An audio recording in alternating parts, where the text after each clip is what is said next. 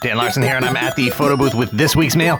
And when I say this week's mail, what I really mean is like 3 weeks ago mail, because that's about how far behind these are running lately. So up first, Eli and his son Judah from Gilbert, Arizona. Big toy fans, big toy collectors. They actually sent in quite a batch of stuff. First off, we've got the I'm going to try to move these without knocking everything over, but we're going to see how well that goes. First up is the 1996 Extreme Dinosaurs. This is a line from Mattel. This is Spike. Let's see if this works. There it is. I don't think that's historically correct, but that's a fun line. Mattel also did the Street Sharks, which I believe Extreme Dinosaurs followed right up on the tail end of that. They did not do Cowboys of Moo Mesa. I believe that was over at, maybe at Playmates. I'm not sure. They also sent in, speaking of Playmates and Ninja Turtles, they also sent in the Teenage Mutant Ninja Turtles Usagi Yojimbo, Mondo Gecko. We've got Ray Fillet over here, and also Casey Jones. I have a bin of accessories somewhere that has a bunch of Ninja Turtles accessories, so I may actually have some weapons for these guys. I'm almost positive I have a golf bag and at least a bat or something for Casey. Don't know about Ray. I might have a skateboard, and I might have a sword or two for Usagi. The good thing about this Usagi is that he at least has all 4 of his pads, and that's really, really fantastic, because whenever I see these guys at flea markets, they're always missing at least one, if not all, of their pads.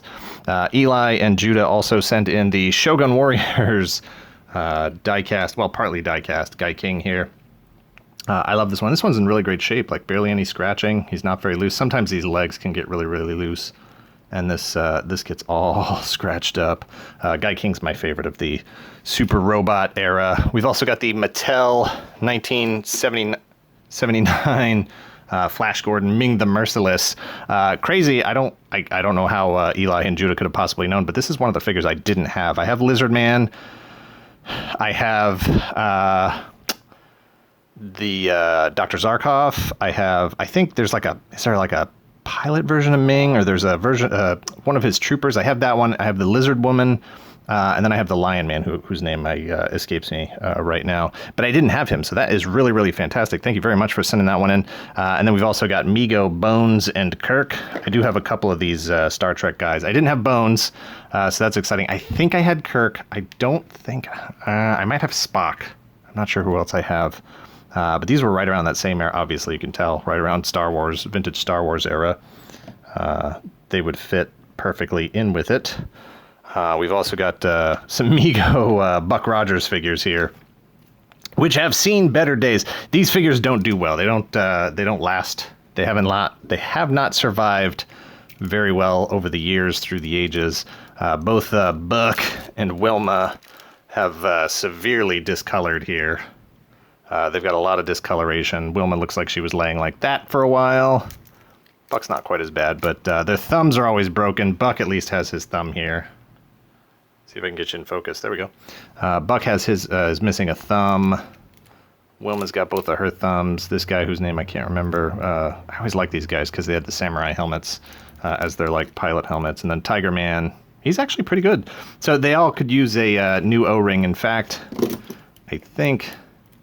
No, Wilma's got her O-ring. I think Buck is being held together with elastic bands, so those guys need a fixing. I definitely have a Tweaky. I had to pile them up because they were all so loose.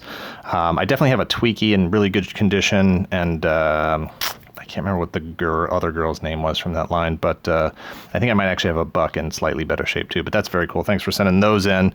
And then we also have some Kenner Star Wars figures. We've got Snaggletooth, the Death Squad commander here, aka Death Star Trooper. We've got Leia. She could use a little bit of a cleaning up. And then we also have Boba Fett back here. This will be Boba Fett number 388 in the Boba Sett. He's in beautiful condition for the way that I like him. He's missing his rocket. His rocket has been snapped out there. But that's totally okay with me. He is otherwise in really, really fantastic condition. Nice joints, very little loss of color here, or discoloration at all. A little bit of scratching, but other than the rocket, and that's, to me, that's no big deal. That shows me that he spent some time on the battlefield. We got some play, had some fun times. So that's all good. And that's not the end of it. They also sent in the Buck Rogers, Mattel's Battlestar Galactica line. This is Lucifer, who is a figure that I have never owned. I've only seen these in person a couple of times. What a weird design. This line was all over the place as far as unique molds and different characters and stuff. I don't love this character design. I don't even know if I ever saw any of the episodes that this character was actually on, but I believe he had like a light up brain that had like some electronic components and stuff here that would like flash and whatever. So they've actually built in that, like, his head is actually translucent and then the face parts are all painted on. So you still get that sort of glittery translucent effect in there. But that is another cool piece that I was really surprised and really pleased to see in the box there, because that's a piece that I've never owned before. And then we also had the Masterpiece, I guess call it Masterpiece, Spike Witwicky. This actually came with the Masterpiece Bumblebee, which is funny. Again, I don't know if you're looking through my shelves or whatever, but I actually do have a Masterpiece Bumblebee, and the one that I acquired did not have the spike with it, so it's really neat that I now have that complete set, thanks to you guys. And then lastly, there were also some Build-A-Figure parts here. We've got a Red Hulk arm. I don't remember which arm I already have. I hope I have the left one, and then this will be the right one. And then we've also got anti-monitor left arm. There it is, left arm. And then also a Bane. These are all from the DCUC sets, the Bane head there. So thanks again to Eli and Judah. That is a bunch of really fantastic stuff. And they actually, the box actually had way more stuff in it too that I had to keep out for sake of timing. But again, thank you very much for sending all in. You guys got a great eye. Mike from Wayne, New Jersey sent in the Famous Covers Falcon, which, I don't know, man, this line is a weird line. I liked it back in the day, and then I hated it for a while, and then I liked it again, and then, I don't know, it's got a special place in my heart for just how beautiful and terrible these figures are. And some of these materials did not hold up. You can see where the leather on his cuffs here is just deteriorating. It's not holding up, and it wouldn't even matter if this thing was in the box, it would still look like that. But I do still have a couple of these figures. I've still got Captain America and Thor. I acquired a Storm pretty recently, and there's actually a few others I do kind of still want to get again, because I had pretty much all of these back in the day. I think the only one I didn't have was Aunt May, which is just a terrible, terrible, terrible, terrible figure.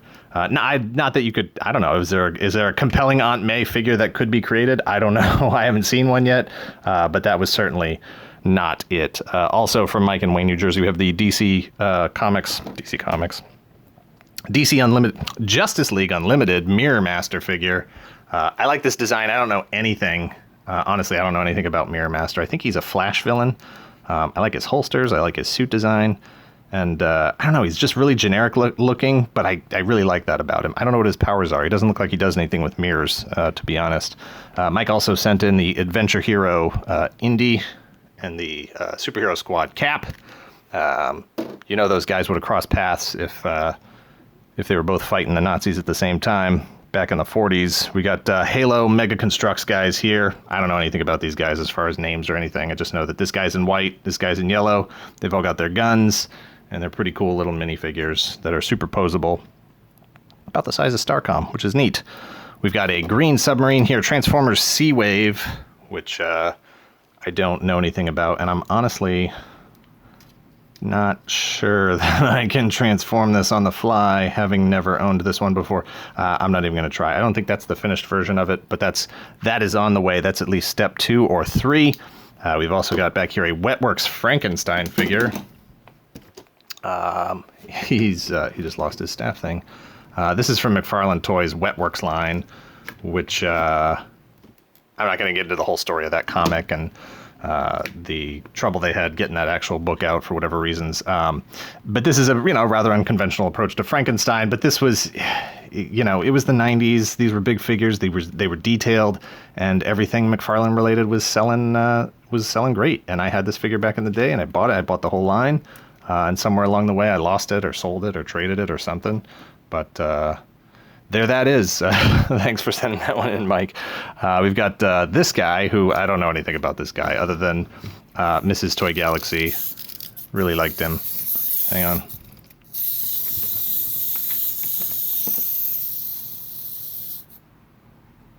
And there's that. I don't know. He definitely does more than that, but I'm sure that noise sounds great too. There it is. All right, this is compelling. This is compelling YouTube content. I'm gonna throw him aside for a sec. And then also we have this '90s gem. His name is Outcast. He's from the '90s, if you couldn't tell. He's from Toy Biz Ghost Rider line. I don't know anything about this guy. If you know anything about him, I don't know, keep it to yourself, because I don't know if anything could possibly explain what this guy has going for him. I mean, he's got a flat top mullet with a beard, spikes all over him, kind of looks like Sasquatch. He's got glow-in-the-dark weapons and stuff. He's got skulls around his belt. He's got a skull in this chained, I don't know, is this a weapon itself? Is this a lamp? I don't know what this is. I don't know what this is. It's all I know is just when I look at it, all I see is the number like 96, because that's just what this is in terms of comics, in terms of storytelling. And it is beautifully, terribly, wonderfully amazing. And I'm really glad that this is not, this is complete. And I'm shocked that it's complete. And that's really fantastic. And I can't wait to put that up on the Halloween shelf with all the other cool monster and glow-in-the-dark stuff. Next up is Brandon from Yorktown. I actually have to, I'm gonna have to actually clear some of this stuff out of the way here. 1 second. All right, Movie Magic allowed me to clear that stuff out of the way real quickly here. I'm actually gonna have to tilt you up a bit. There it is. Brandon from Yorktown, Virginia, a 1/48 scale, which is considered mega scale. 1/48 scale RX-78 2. Complete with custom lights and custom paint and custom awesomeness. I don't even know how to describe this thing other than just saying, just look at the thing. I mean, this is, this is Boba Fett. You can see how gigantic this thing is. It is absolutely by far the biggest Gundam figure that I have ever owned. And I can't, like, it's got metallic sheen to it. Here's the lights. I don't know if you could, well, he's pointing his flashlight right at you. I'm going to turn his arm a little bit,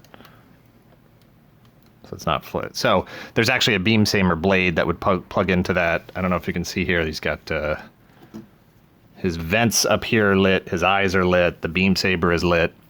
This whole thing is lit. This whole thing is just amazing. It's huge. The paint job is amazing. It's incredible. This is an incredible piece of, first of all, I didn't know they made this thing. I didn't even know it existed until I opened the box and I was like, what is this? It looks like a giant Gundam. And I was right. It was a giant Gundam. But the paint job, just everything about it.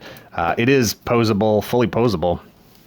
But I'll be honest, I haven't really moved it around that much. I've just been taken aback by the whole thing. I'm just in awe of its size. I'm going to put it with my other Gundams, and they're just going to feel so inadequate standing next to this thing just because of how big it is. But I really am incredibly honored, humbled to own this thing, and knowing that, Brandon spent time painting this, and just, man, I don't even know what to say. It's an incredible thing. I'm looking forward to not only putting it in with my other Gundam figures, but even, putting it in the back, because I like to have the big figures to sit on the back of the shelves for the rest of our shows and stuff. And that dude right there is going to take up some space, and that's just an incredible, incredible thing. So thank you very much for that. Sean from Louisville, Kentucky sent in the Funko, the Super 7 Funko and Super 7 reaction, Creature from the Black Lagoon, carded. That's cool. It's not going to stay carded. I'm going to be opening this guy up very soon.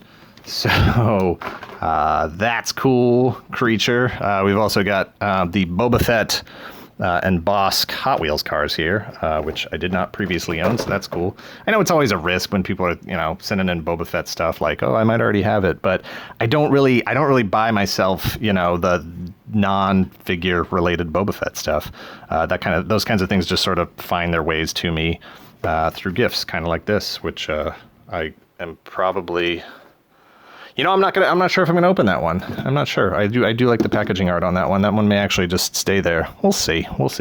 But also in the box there were some Wetworks figures. Speaking of Wetworks, we have Grail, still carded. We have this was Dozer, and then also, if you couldn't get enough of the '90s, Shadowhawk, complete with crazy guns and weapons and all kinds of stuff all over the place.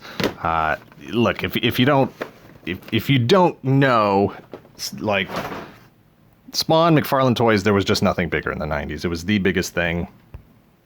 And he's single-handedly responsible for getting us into the 6-inch market that we're in right now. He was absolutely McFarlane was the one that popularized that scale, and everybody else just kind of fell in line behind him. And you can't, there's just no denying that.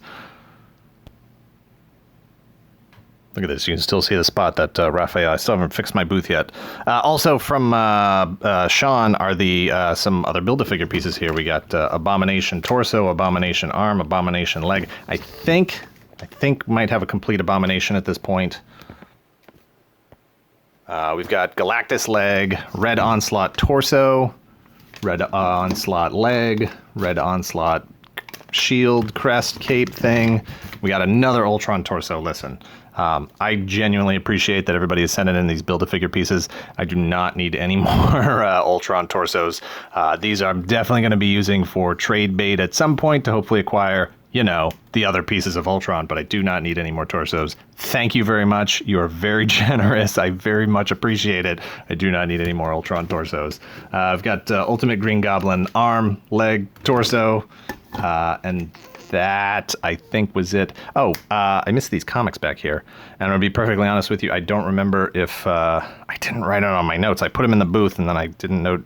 I think they're from Mike, out of Wayne. They might be from Sean. Mike, Sean, I apologize for miscrediting this to one of you. The other one, congratulations. But what we've got here is some cool comics. We got Rom, co-starring the X-Men. That's cool. Haven't read that before. I'm not going to read it right now. I just want to see who did the art. Oh, Sal Buscema. And Bill Mantlo. Oh, that's great. Great art right there. We've got Adventures of Adventures in the DC Universe. Batman out-creeps the Creeper. I don't know why you'd even want to try. We got Moon Knight. We got Transformers. Definitely haven't read this one before. And I gotta say, this was absolutely... I was shocked to see this in there. What a gem. The one issue of Robotech Defenders. I think it was supposed to be a 2-issue series, if I remember. Oh, no. So, I'm sorry. It says right here, 3-part miniseries. I don't know that they published all 3 parts. I think, I'm trying to remember from the history of Robotech now, I think they only got the 1 issue out. And this was it. And obviously, this is not the actual... Harmony Gold. This isn't the Macross stuff that ended up getting used primarily for Robotech. This is from Dougram or Dougram. I don't know the correct pronunciation there. And this is just one of those obscure oddities, just a gem that I can't wait to read and look through because, it just... The way this stuff got imported into the U.S. is just, what a story there. Check out those videos if you haven't heard that story.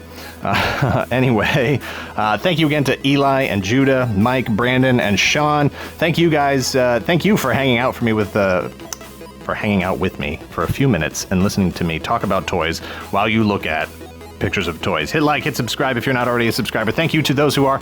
Wave to all our Patreon supporters as their names scroll by. Head over to patreon.com/toygalaxy if you want to join them. Think happy thoughts. Have a great day. Leave a comment down below. Later.